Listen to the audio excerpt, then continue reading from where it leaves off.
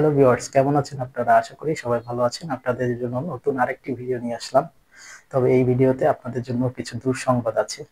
2018 সাল থেকে এই পর্যন্ত ইন্ডিয়ান মেডিকেল ভিসা চার্জ কখনো পরিবর্তন হয়নি, আর অর্থাৎ 800 টাকা ছিল, আর সাথে ভ্যাট 24, মানে 824 টাকা।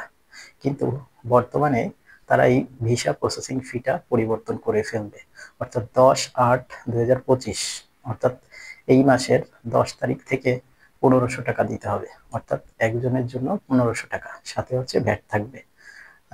দেখুন, আমি তাদের ওয়েবসাইটে যদি যাই, দেখুন গুগলে আইভ্যাক বিডি লিখে সার্চ দিলে ওদের ওয়েবসাইটটা আসবে। ওয়েবসাইটে প্রবেশ করলে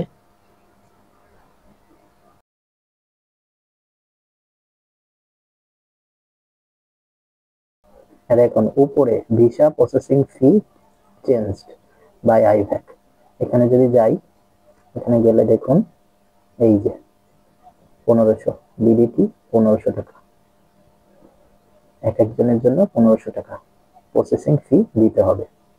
এবং এটা কবে থেকে ইফেক্ট হবে হচ্ছে 10/8/2025 থেকে, অর্থাৎ এই মাসের 10 তারিখ থেকে এক একজনের বিপরীতে 1500 টাকা প্লাস ভ্যাট দিতে হবে।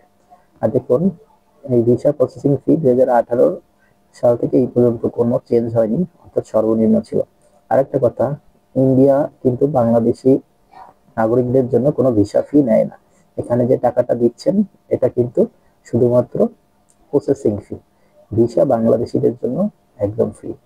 আর এখনো দেখুন অনেকেই আপনারা দেখছেন যে ভিসা চালু হয়ে গেছে, ট্যুরিস্ট ভিসা চালু হতে পারে, কিন্তু আসলে এগুলো এখনো হয়নি। দেখুন সেই আগের যে নোটিশ ছিল সেটাই আছে, অর্থাৎ লিমিটেড প্রসেসিং ভিসা যেটা, সেইটা এখনো রয়েছে।